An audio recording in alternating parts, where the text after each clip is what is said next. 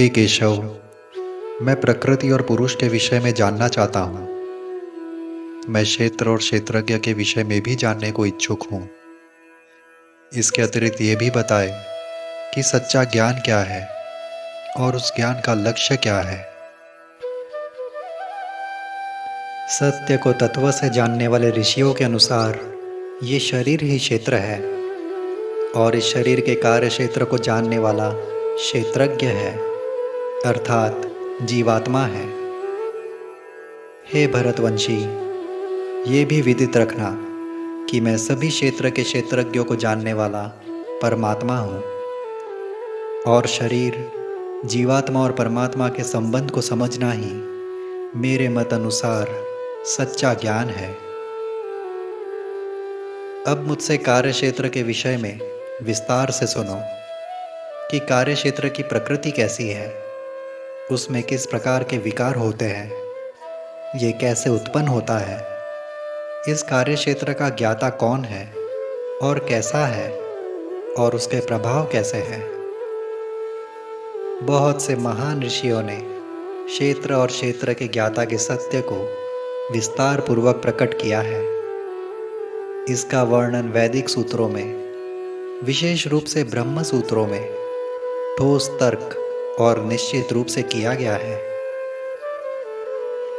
पंच महाभूत अर्थात पृथ्वी, जल, वायु, आकाश और अग्नि, अहंकार, बुद्धि, अव्यक्त मूल तत्व, 5 ज्ञानेंद्रिय अर्थात आँख, नाक, कान, जीभ और त्वचा, 5 कर्मेंद्रिय अर्थात हाथ, पाँव, मुंह, प्रजनन और आहार निष्कासित करने का अंग, मन और इंद्रियों के 5 विषय अर्थात देखना, सुनना, चखना, लेना या देना, चलना, इन सभी से कार्य क्षेत्र निर्मित है।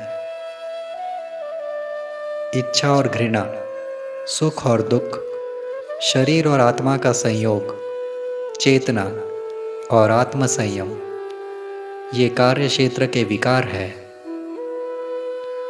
नम्रता, आडंबरों से मुक्ति, अहिंसा, क्षमा, सादगी, गुरुओं की सेवा, पवित्रता, स्थिरता, आत्मसंयम, इंद्रियों के विषयों से वैराग्य, जीवन, मृत्यु, रोग, बुढ़ापे के विष रूपी वास्तविकता का बोध होना, अनासक्ति, स्त्री, बच्चे, घर, संपदा आदि के प्रति ममता न होना, जीवन में इच्छित और अनिच्छित घटनाओं में संभाव रखना, मेरे प्रति अनन्य और अविरल भक्ति, एकांत प्रिय, जन समुदाय के प्रति विमुखता, आध्यात्मिक ज्ञान में स्थिर, परम तत्व की खोज में रुचि, यही सब ज्ञान है और इसके अतिरिक्त जो कुछ भी है वो अंधकार रूपी अज्ञान है। अब आगे मैं तुम्हें वो बताऊंगा जो ज्ञान का लक्ष्य है, जिसे जान लेने पर अमृतत्व का आभास हो जाता है। कहते हैं कि मेरे भीतर स्थित पर ब्रह्म अनादि है और संसार के अस्तित्व और अस्तित्वहीनता से परे है। पूरे ब्रह्मांड में सर्वत्र पर ब्रह्म के हाथ, पांव, चक्षु, मस्तक, कान और मुख है। इस प्रकार परमात्मा पूरे ब्रह्मांड में व्याप्त है। सभी इंद्रियों के गुणों के स्रोत परमात्मा है, किंतु वे स्वयं इंद्रिय रहित है। वे सभी जीवों के प्रति अनासक्त होकर भी सभी के पालन करता है। वे निर्गुण है, फिर भी प्रकृति के तीनों गुणों का भोग वे ही करते हैं। चाहे चर हो या अचर, परमात्मा सभी के भीतर और बाहर स्थित है। वे अति सूक्ष्म है, इसलिए उन्हें जान पाना संभव नहीं। वे अत्यंत दूर भी है और सबके निकट भी। ईश्वर सभी जीवों में विभाजित है, ऐसा प्रतीत तो होता है, लेकिन वे वास्तव में अखंड है। पूरे ब्रह्मांड से एकात्मता है उनकी। वही संसार के पालनकर्ता भी है और संहारक भी और जनक भी। वे सभी ज्योतियों के प्रकाश के स्रोत हैं और वे अव्यक्त तत्व के अंधकार से भी पर है। वे ज्ञान है, ज्ञान प्राप्ति का साधन भी और ज्ञान का चरम लक्ष्य भी। वे सभी के हृदय में वास करते हैं। मैंने तुम्हें कार्य क्षेत्र की प्रकृति, सच्चा ज्ञान और ज्ञान का लक्ष्य अर्थात परमात्मा का विवरण विस्तार से कर दिया है। केवल मेरे भक्त इसे पूर्ण रूप से समझकर मेरे दिव्य प्रकृति को प्राप्त करते हैं। प्रकृति और जीवात्मा रूपी पुरुष दोनों ही अनादि है। प्रकृति के 3 गुणों के आधार पर जीवात्मा के कार्य क्षेत्र में सदा परिवर्तन होता रहता है। सृष्टि में होने वाली सभी बदलावों का मूल कारण प्रकृति है। जो सुख दुख की अनुभूति जीवात्मा को होती है, उसका मूल कारण वो स्वयं है। जीवात्मा अपने प्रकृति के अनुसार प्रकृति के 3 गुणों के भोगों में आसक्त हो जाता है। अपनी निजी प्रकृति के अनुसार वो अधम या उत्तम योनियों में जन्म पर जन्म लेता रहता है। किंतु जीवात्मा के अतिरिक्त शरीर में परमेश्वर भी वास करते हैं, जो जीवात्मा के प्रत्येक कर्म के साक्षी हैं, कर्मों में बाधा न डालने वाले हैं, प्रेरक हैं और परम भोक्ता है। इस परमेश्वर को परमात्मा भी कहते हैं। जो जीवात्मा, परमात्मा और प्रकृति के 3 गुणों के संबंध को जानते हैं, वे वर्तमान में चाहे जिस अवस्था में हो, उनकी मुक्ति निश्चित है। उन्हें मृत्युलोक में फिर कभी जन्म नहीं लेना पड़ता।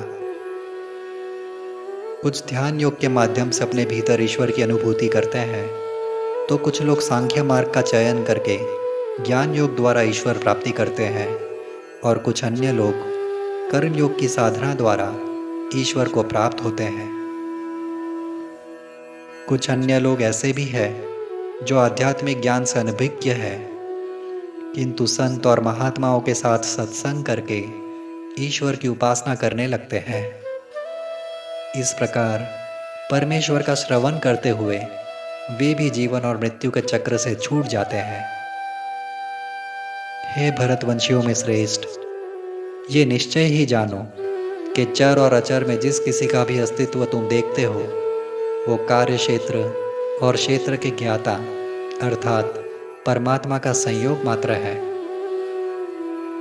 जो सभी जीवात्माओं के साथ परमात्मा को देखता है और जानता है कि इस नश्वर शरीर में केवल जीवात्मा और परमात्मा ही अविनाशी है, केवल वही सत्य को देखता है। जिन्हें सर्वत्र परमात्मा की सत्ता और समता का आभास है, वे मन की उस अवस्था से अपना पतन नहीं होने देते और परम गति को प्राप्त करते हैं।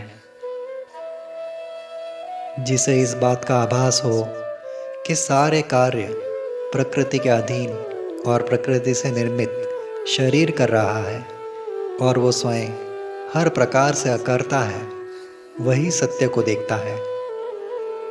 जब कोई विवेकशील व्यक्ति ये जान लेता है कि अलग अलग दिखने वाले सभी प्राणियों में केवल एक परमात्मा की ही सत्ता है और उस परमात्मा से पूरे संसार का विस्तार हो रहा है, तब वो स्वयं ब्रह्म के समान हो जाता है। परमात्मा अनादि है, प्रकृति के गुणों से पर है, अविनाशी है। हे कुंती पुत्र, शरीर में वास करके भी वो कभी कोई कर्म नहीं करता, ना ही प्रकृति के गुणों से दूषित होता है। जिस प्रकार अंतरिक्ष सब कुछ धारण करता है, सब कुछ उसी में स्थित है, लेकिन वो सूक्ष्म भी इतना है कि धारण किए हुए किसी भी वस्तु में लिप्त नहीं होता, ठीक उसी प्रकार से परमात्मा सभी शरीरों में निवास तो करते हैं, लेकिन जीवात्माओं के कर्मों से कभी लिप्त नहीं होते। जिस प्रकार से एक सूर्य पूरे जगत को प्रकाशित कर देता है, ठीक उसी प्रकार शरीर में स्थित आत्मा चेतना से पूरे शरीर को प्रकाशित कर देता है। जो अपने ज्ञान चक्षुओं से शरीर और परमात्मा का भेद जान चुके हैं और जीवात्मा के प्रकृति के बंधनों से छूटकर मोक्ष प्राप्ति का रास्ता जान चुके हैं, वे परम पद को प्राप्त कर लेते हैं।